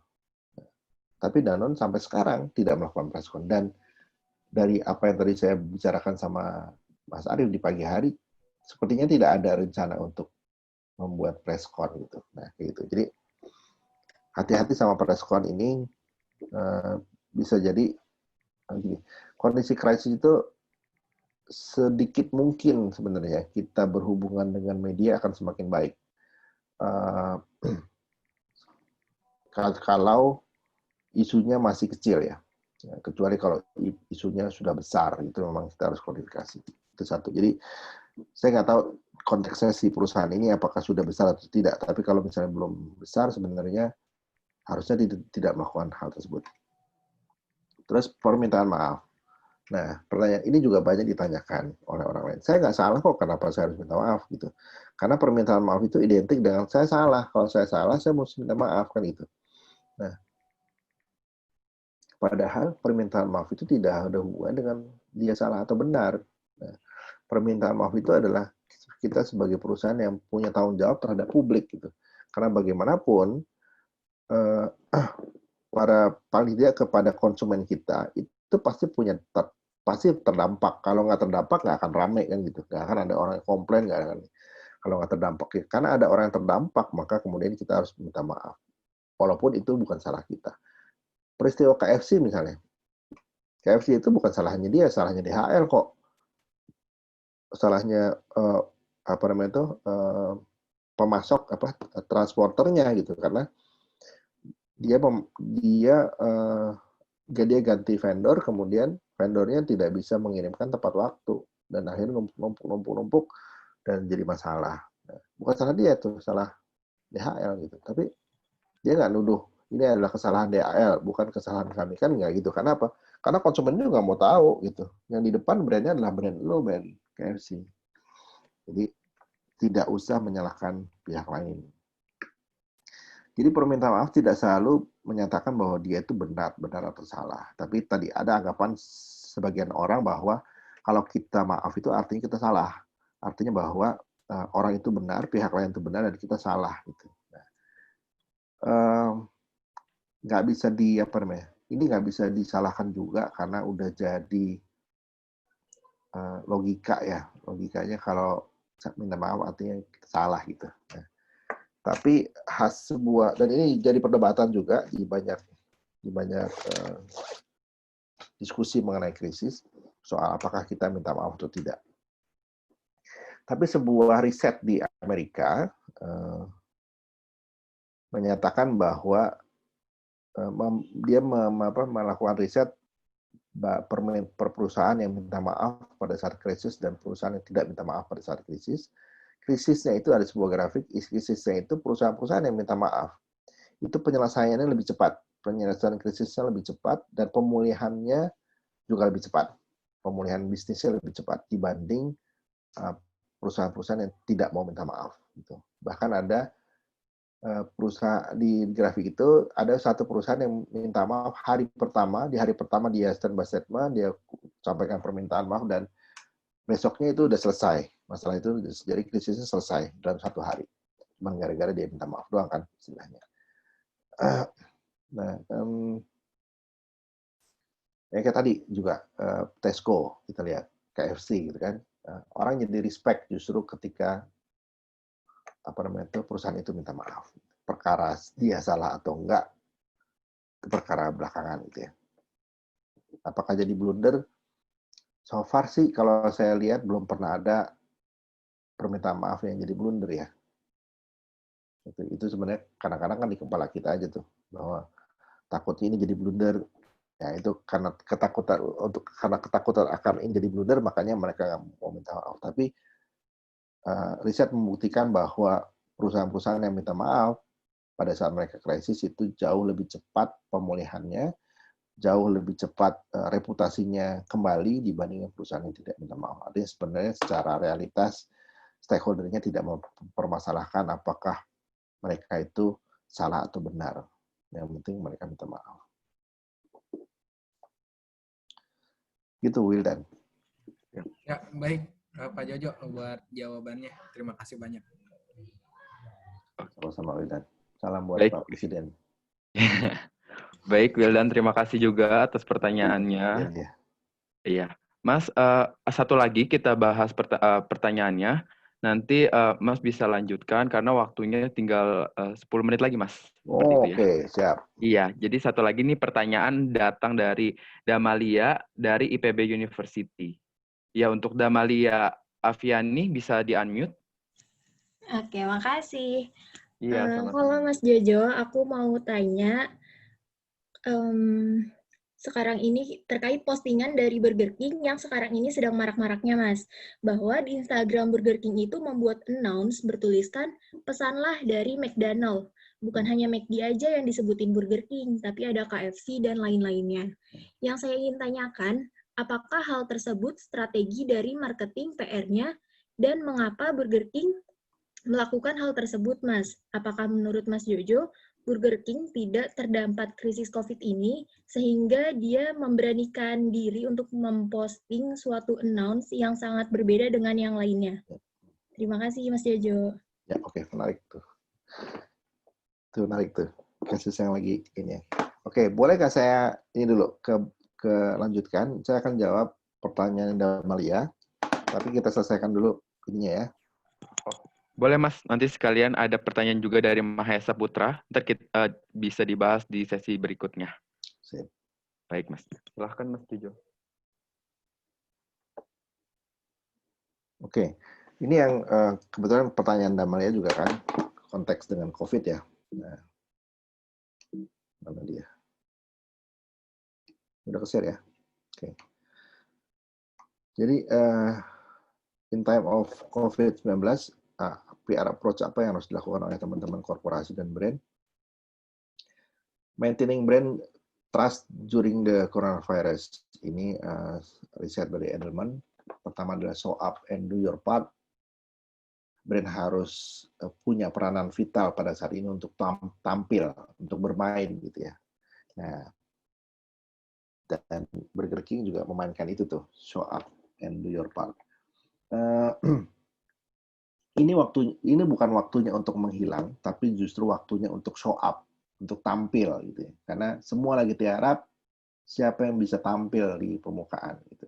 Use all resources, semua sumber daya dan kreativitas harus dipakai untuk membuat perbedaan. Nah, ini juga sebagian udah menjawab nih pertanyaan Damalia nih.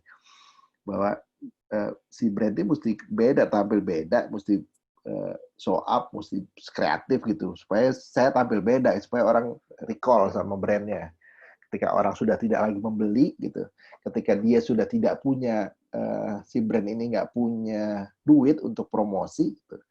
Even budget PR aja di-cut gitu ya, apa satu yang kemudian membedakan dia dengan brand lainnya, dan kemudian orang akan lihat, ini akan jadi pembicaraan banyak orang, tanpa saya harus iklan, tanpa saya harus bikin apa-apa. Nah, Burger King salah satunya strategi yang dilakukan. It's a good move ya, aku pikir.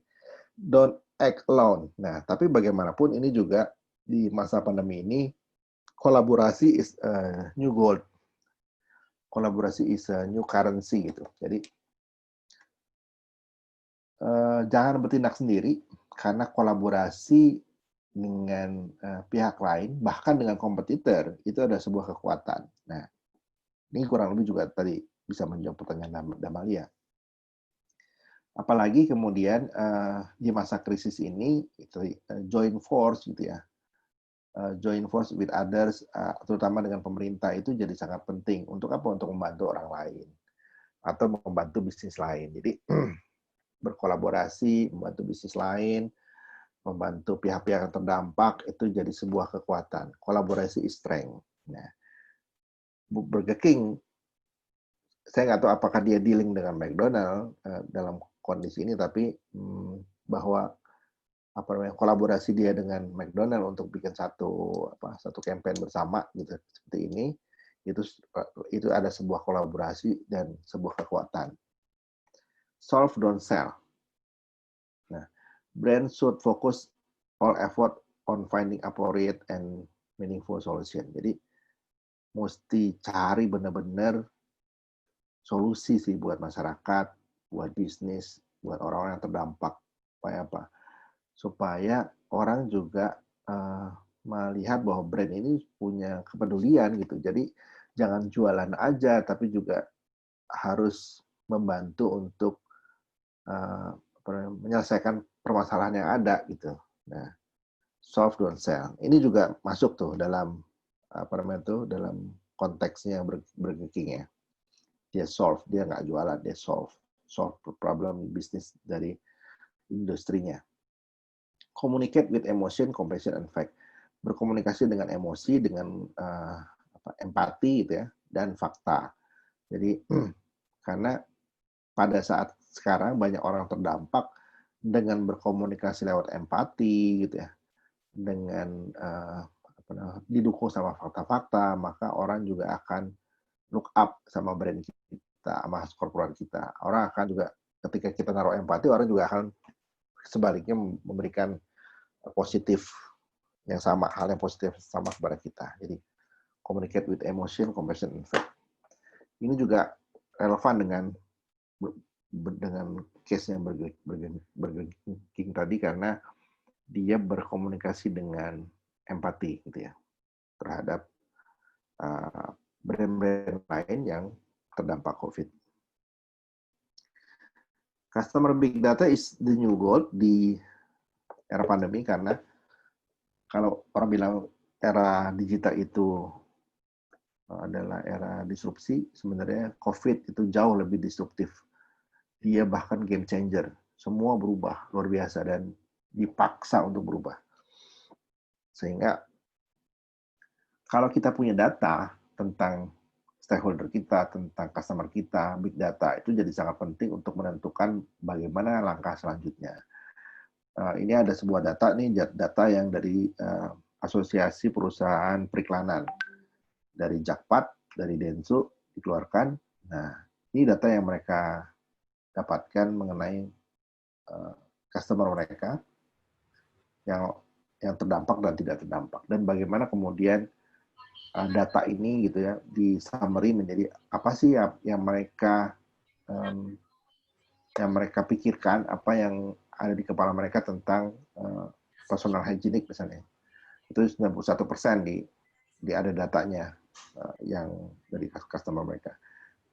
Mereka melakukan apa sih aktivitas setiap harinya, itu juga ke data. Apa sih yang dilakukan terhadap health awareness, itu juga ke data. Ada workout, ada minum vitamin, dan skill apa yang mereka cari, pada saat ini.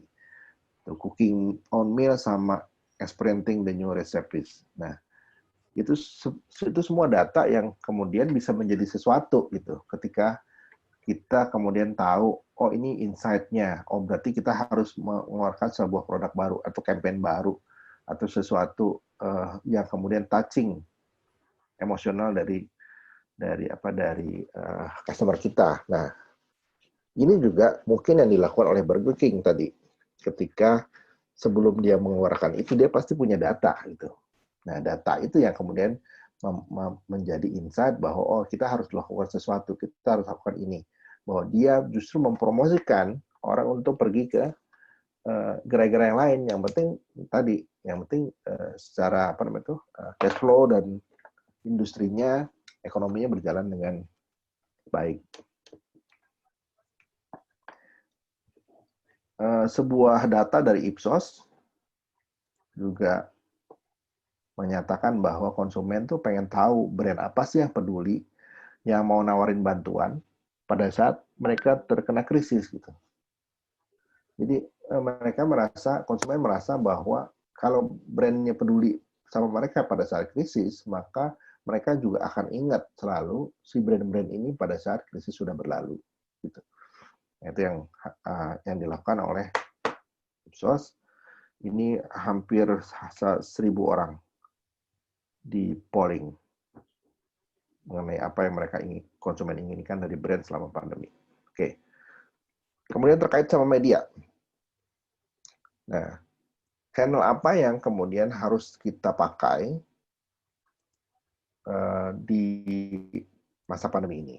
Nah, kalau dulu kita bilang, oh sosial media yang paling top yang harus kita, karena orang sudah meninggalkan media massa. Sebaliknya, justru yang terjadi di pandemi adalah orang kembali lagi ke media tradisional. Karena apa? Karena di sosial media terlalu banyak hoax. Udah jadi infodemik gitu ya, bukan lagi pandemi tapi infodemik. Ketakutan terhadap COVID itu jadi berlebih-lebihan gitu. Jadi membuat orang panik, sehingga orang kembali lagi ke media massa yang lebih bisa menyaring informasi yang benar dan tidak benar. Jadi mereka nonton TV, dengerin radio, baca koran, mereka juga lihat email, mereka juga langsung lihat ke sumbernya langsung di website-website di korporat gitu. Baru kemudian bawah sosial media ada Facebook, Instagram, Twitter dan lain-lain. Jadi kembali kebalikan nih, pada saat pandemi justru media-media tradisional yang dilihat, jadi channel yang mereka lebih percaya gitu ya. Nah, dari sisi narasumber, siapa narasumber di masa pandemi yang mereka percaya? Yang mereka percaya bukan artis, bukan lagi buzzer, tapi sebenarnya yang paling mereka percaya adalah otoritas kesehatan, nah, dokter, perawat, siapapun yang ada di otoritas kesehatan itu mereka look up, mereka lihat, mereka dengar gitu ya. Kedua adalah baru dari sisi expertise dari orang-orang brand atau bahkan juga CEO, pemimpin perusahaan itu mereka dengar. Atau bahkan orang seperti kita, jadi orang seperti kita yang sebenarnya bukan siapa-siapa, konsumen aja gitu, tapi mereka dengar gitu. Founder dari brand juga mereka dengar. Jadi, tapi yang paling tinggi adalah 78% dokter. Nah, dokter atau otoritas kesehatan. The most trusted spokespeople. Nah.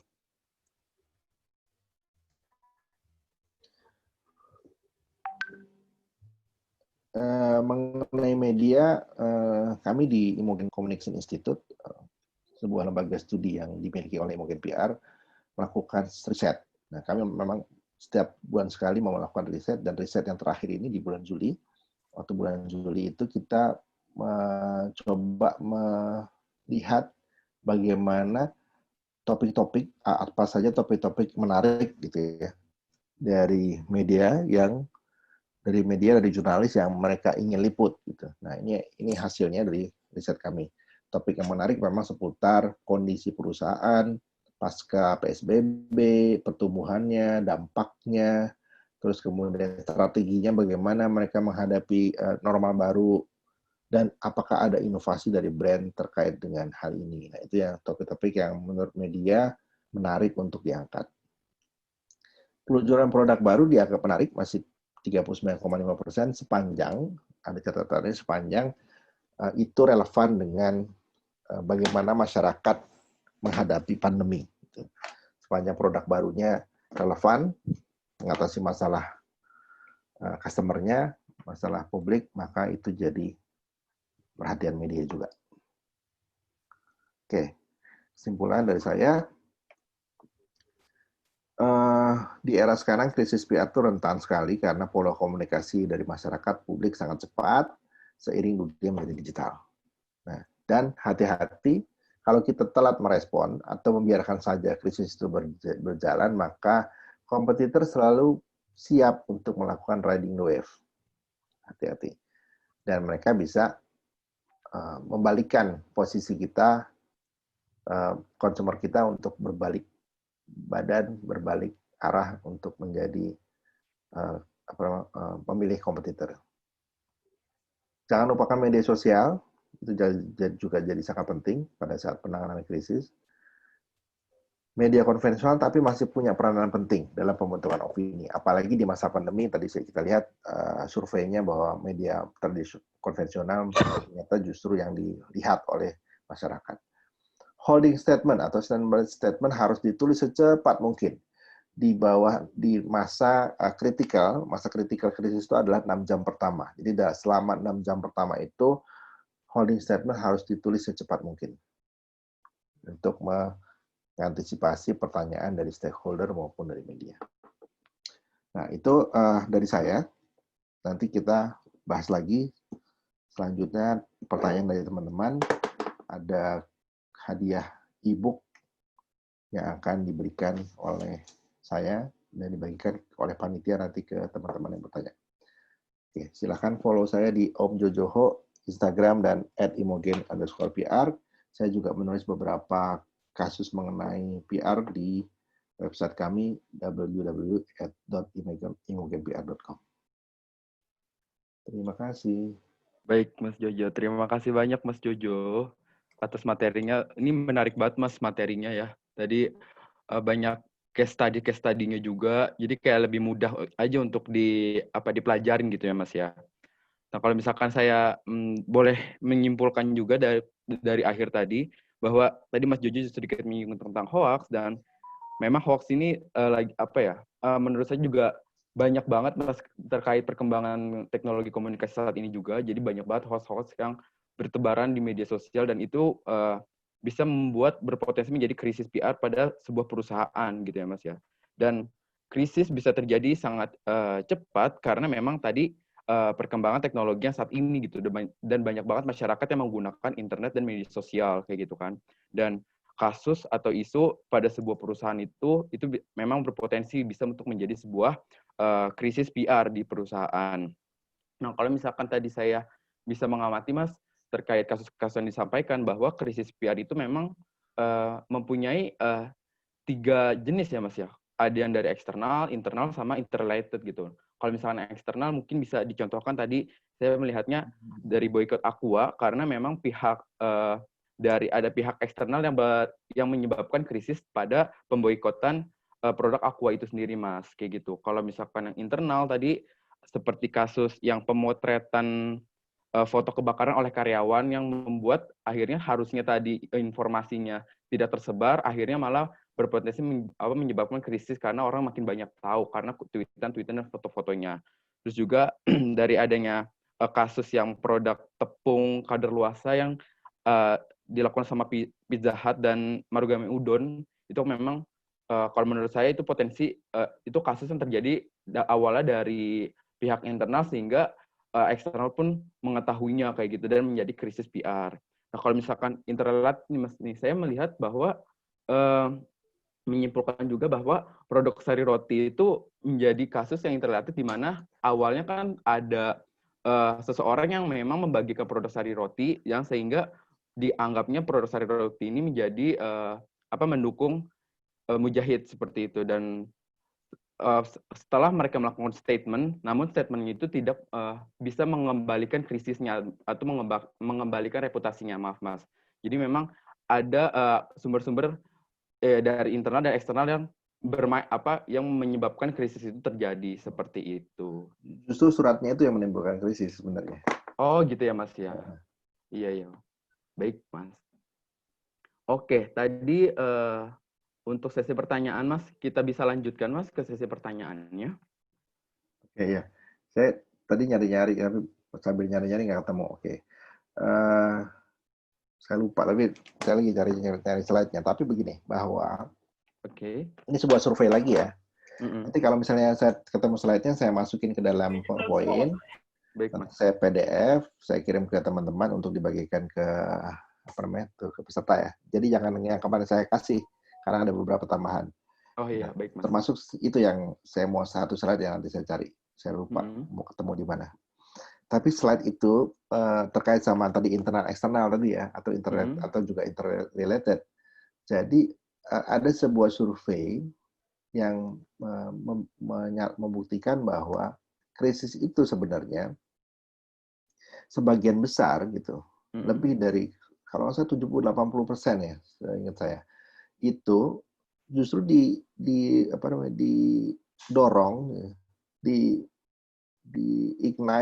itu dari internal. Jadi krisis itu bukan, kalau kita sebagian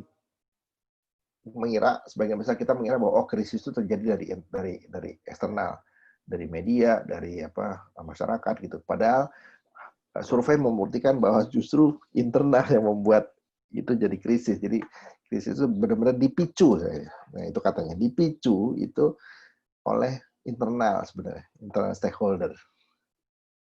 Kayak tadi yang persoalan sari roti itu internal. Yang memicu krisis sebenarnya adalah surat itu yang dibikin oleh PR-nya. Pernyataan tentang mereka mengklarifikasi penjualan sari roti untuk mujahid itu justru yang memicu terjadinya krisis. Jadi internal itu sebenarnya gitu. Yang tadi yang itu juga kan Pizza Hut juga itu internal, munculnya dari dalam.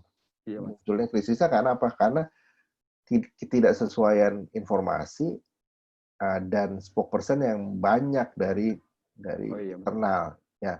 Yang presiden sudah bilang enggak itu kita ini kok kita menggunakan tepung yang sesuai kok gitu, ya nggak expired. Tapi direktur operasionalnya bilang enggak, itu bener kok, itu expired gitu. Oke. Itu kan berarti kan internal ya.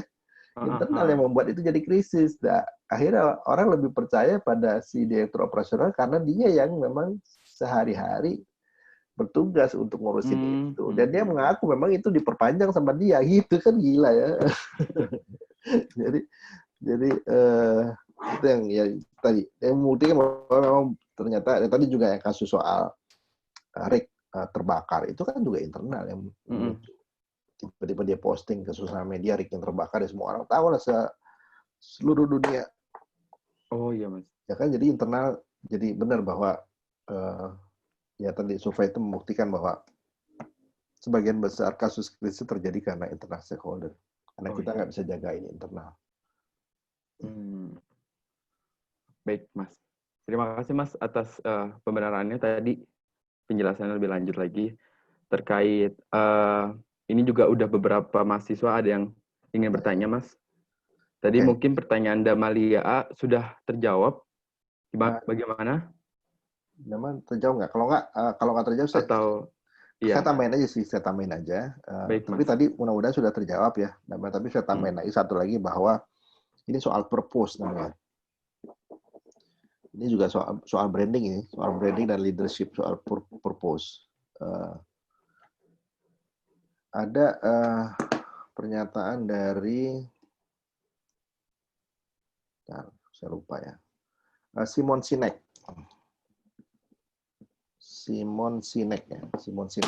Nah, si Simon Sinek ini bilang ada namanya the golden circle. Konsepnya the golden circle.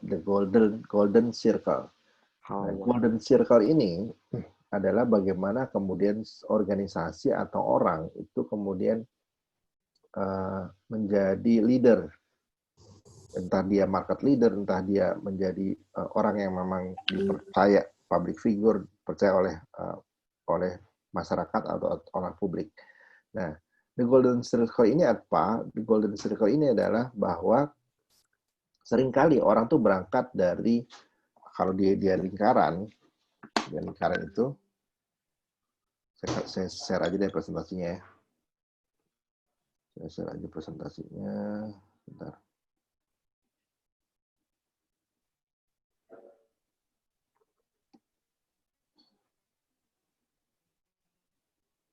Nah, kelihatan nggak?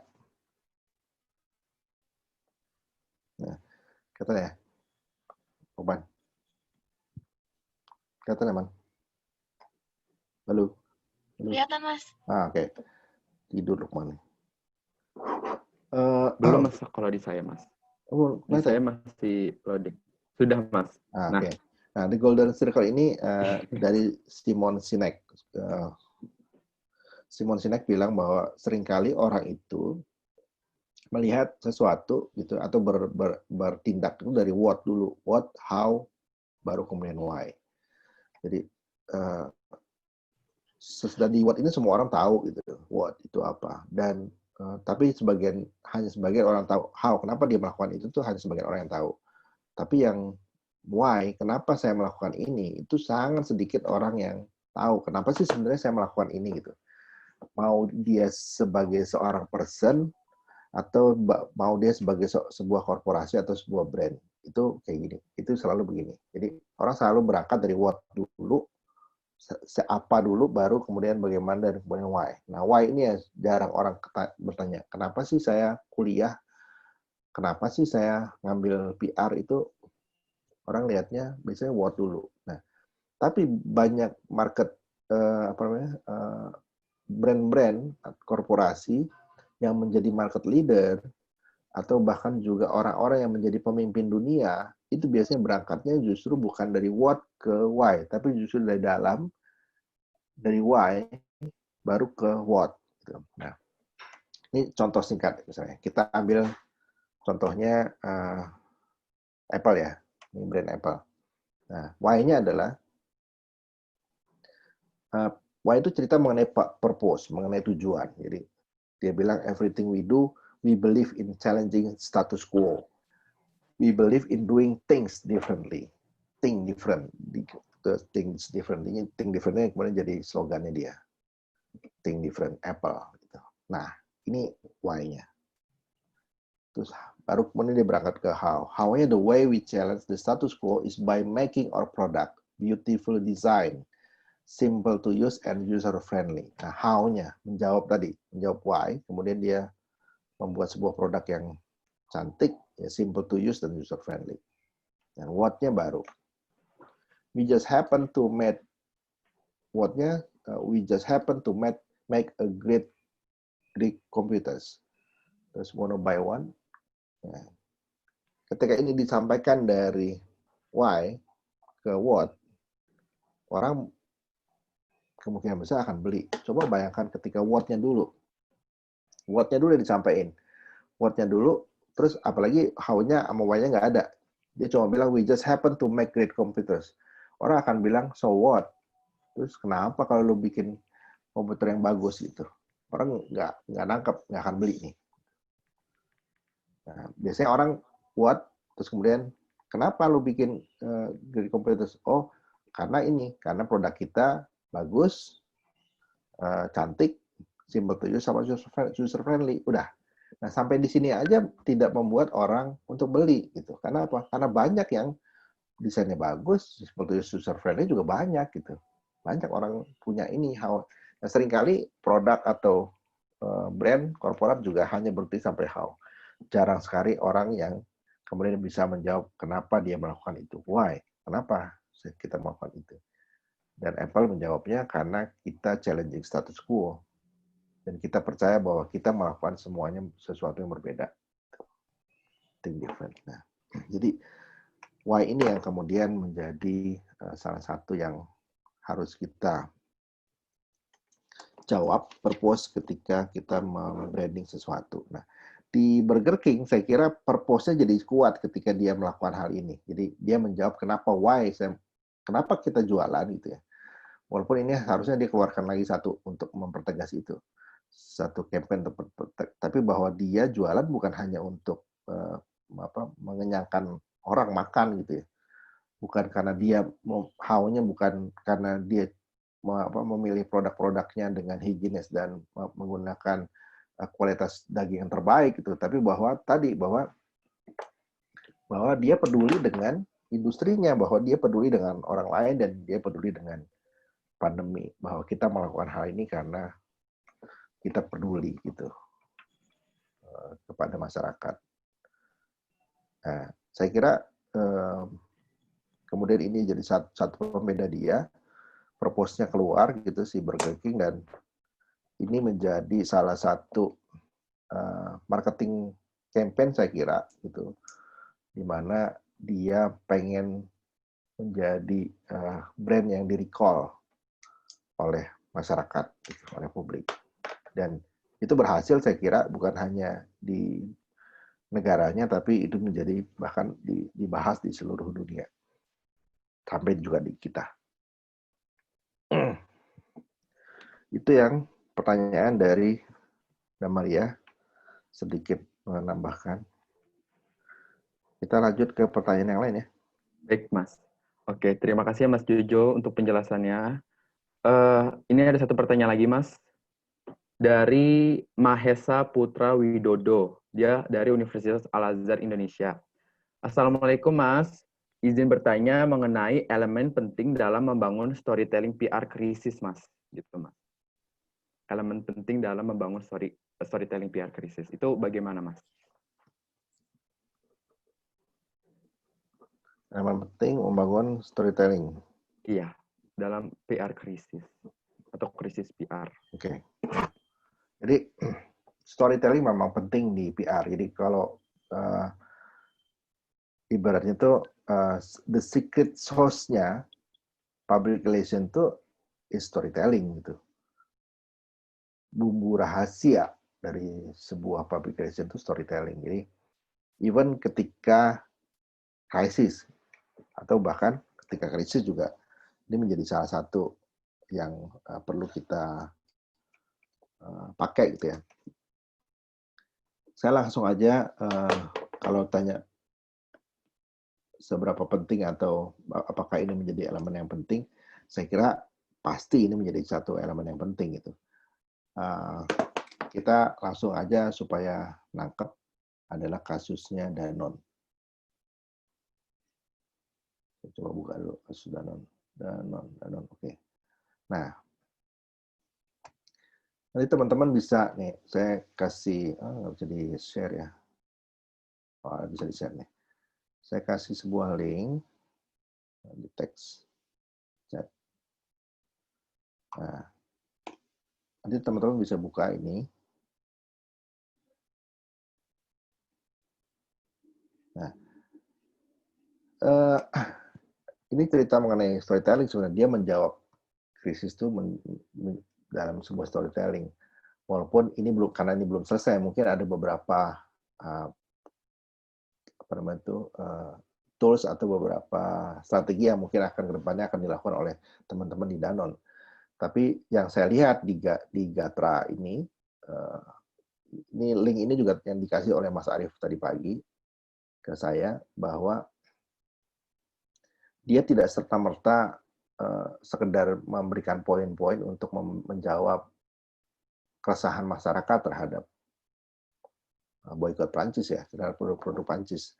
Tapi dia bercerita bahwa produk-produk dia itu sebenarnya bukan produk-produk Prancis, tapi justru produk-produk yang lahir di Indonesia. Dan memang SGM itu dulu memang produk Indonesia, dan diakuisisi oleh Danone gitu. Diakuisisi kan baru-baru berapa tahun terakhir ya. Terus juga Aqua kan juga dulu Tirta Utama gitu.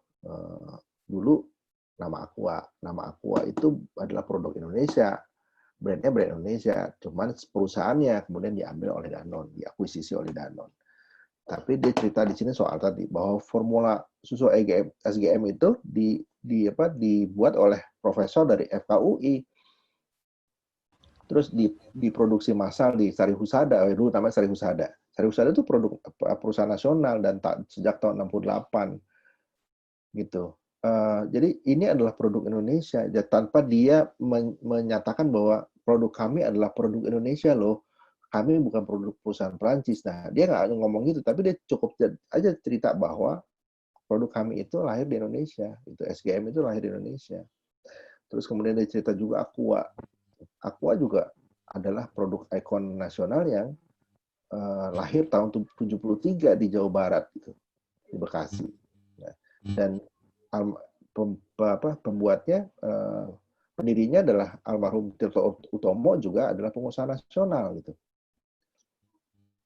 Jadi ini adalah storytelling, cerita bahwa kalau ini terjadi, boykot ini berlangsung terus terhadap produk-produk Aqua dan Sari Husada SGM, maka yang terdampak siapa? Yang terdampak bukan Prancis, yang terdampak justru adalah orang-orang kecil. Yang terdampak adalah pedagang-pedagang kecil gitu, yang mereka menjual produk-produk ini, dan karena Aqua juga adalah market leader, si SGM juga market leader, maka pasti mereka akan terdampak karena produk-produk yang mereka jual tidak bisa mereka jual lagi gitu, atau tidak laku di pasaran. Nah, ini saya kira salah satu pertanyaan Mahesa, bahwa elemen penting soal storytelling di krisis itu terjawab dari apa yang dilakukan oleh Danone sekarang. Itu ya. Baik, oke Mas. Terima kasih. Bagaimana Mahesa? Cukup jelas ya apa jawabannya ya, penjelasan dari Mas Jojonya. Kita langsung buka itu aja, open mic tuh yang mau bertanya langsung.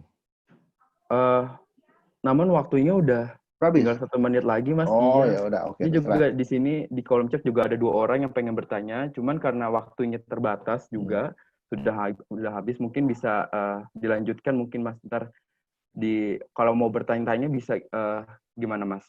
Bisa ke Instagram saya, ke DM aja. Oh ya, baik. Instagramnya @omjojoho. Oh ya, yang tadi ya Mas ya. Ntar kami sebarin juga presentasinya sama peserta biar bisa dilihat juga. Nggak boleh. Ntar aku kirim PDF-nya. Baik, Mas. Terima kasih Mas Jojo atas pemaparannya pada pagi hari ini. Ya, saya sebagai moderator mohon maaf sama Mas Jojo juga, sama teman-teman yang lainnya kalau memang ada kesalahan dari saya selama memandu acara juga. Saya pamit undur diri. Saya kembalikan ke MC oleh Hairunisa. Terima kasih. Terima kasih Lukman. Terima kasih juga Mas Jojo atas materinya yang luar biasa. Iya, sama-sama. Nah, kita menjadi ilmu yang bermanfaat ya. Amin, amin. Terima Amin, kasih Mas. banyak, Mas. Nah, sebelumnya kita masuk ke penutupan, alangkah baiknya kita foto bersama ya, teman-teman. Tapi sebelumnya tolong untuk teman-teman yang belum menyalakan kameranya, dimohon untuk dikondisikan kamera menyala. Untuk panitia HPD, dipersilakan untuk sesi dokumentasinya. Yang belum on cam, silakan on cam dulu ya. Karena ini ada 5 slide, jadinya 5 kali tag ya. Tag yang pertama. 1, 2, 3. Baik. Sebentar. Selanjutnya slide yang kedua. 1, 2, 3.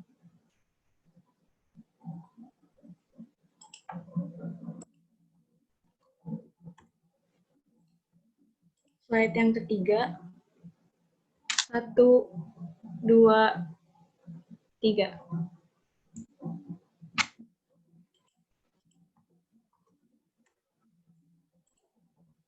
Slide yang keempat.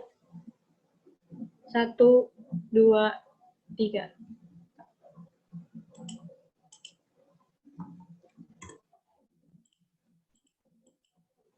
Slide yang terakhir. 1, 2, 3.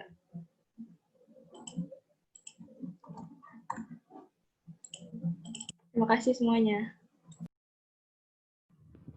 Terima kasih untuk teman-teman HPD. Oke, untuk pada kali ini kita udah masuk ke penghujung acara. Alhamdulillahirrahmanirrahim, kita sudah sampai di penghujung acara kali ini. Terima kasih untuk narasumber, moderator, para dosen ilmu komunikasi, dan teman-teman semua yang senantiasa mengikuti kegiatan hingga akhir. Dan juga terima kasih untuk panitia yang sudah berusaha untuk menyelenggarakan acara ini, dan akhirnya kita udah sharing bareng-bareng ya tentang manajemen krisis kali ini. Saya, Hairunisa Rosdiani, mewakili panitia yang bertugas menyampaikan mohon maaf atas salah kata ataupun perbuatan dan teknis pada hari ini. Dan akhir kata saya ucapkan terima kasih dan wassalamualaikum warahmatullahi wabarakatuh. Waalaikumsalam warahmatullahi wabarakatuh. Terima kasih semuanya. Terima kasih Mas Jojo. Ya, Terima sampai kasih jumpa. Mas Jojo. Terima kasih teman-teman semua. Terima kasih semuanya. Sampai jumpa lagi. Sampai jumpa. Terima kasih banyak ya Mas Jojo. Terima kasih Terima banyak. kasih banyak, Mas. Thank you, Om. Mohon maaf Mas kalau ada salah-salah ya Mas ya. Banyak, sama salahnya banyak. Ya Allah.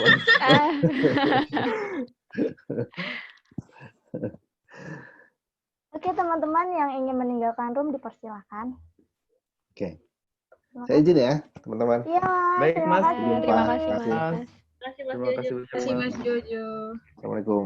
Waalaikumsalam warahmatullahi wabarakatuh.